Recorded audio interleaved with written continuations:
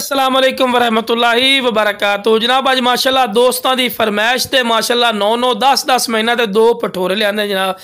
पहले नंबर पर माशाल्लाह मोना पठोरा चेक कर सकते, गुलाबी नस्ल का माशाल्लाह पठोरा ही ने, खूबसूरत। तो बड़े दोस्तों की फरमैश हुई कि फौजी भाई मोना पठोरा हो और वाइट कलर हो। तो जनाब अज दोस्तों की फरमैश वास्ते माशाल्लाह पठोरा लिया ही ने और चंगे हाइट कादल है माशाल्लाह, खूबसूरत फेस ब्यूटी के वाइट अख ने तो कन्न के लापर भी माशाल्लाह चंगे और खूबसूरत माशाल्लाह चीज़ है। तो शुरू तो जनाब चारा भी खवा के विखा रहे कि सेहतमंद चीज़ है और पक्का खीरा पठोरा ही ने बिरा 10 महीने की एज है।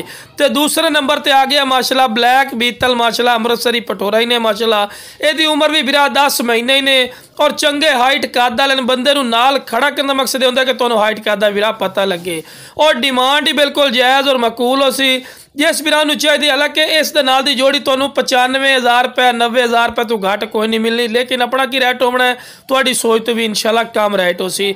स्क्रीन दिते हुए नंबर पर राबता करना है, इंशाल्लाह तुहाडे राबते की कदर हो सी और मुनासिब रेट ते मिल जासी। तो माशाल्लाह वेल भी चेक कर सकते हैं, चंगी लंबी वेल लंबी गर्दन दे और दुम बिल्कुल तीर वाली कार सीधी और बिल्कुल खीरा पठोरा ही ने और खूबसूरत माशाल्लाह कन्ना दे लापर हैं। तो लो बिरा टोर फिर के विखा रहे हैं कि कोई लंगड़े लूल नहीं, सेहतमंद और माशाल्लाह एक्टिव ने। तो जिस बिरा चाहिए जनाब स्क्रीन पर नंबर चल रहे हैं, इस पर राबता करके मुनासिब कीमत लै सकते।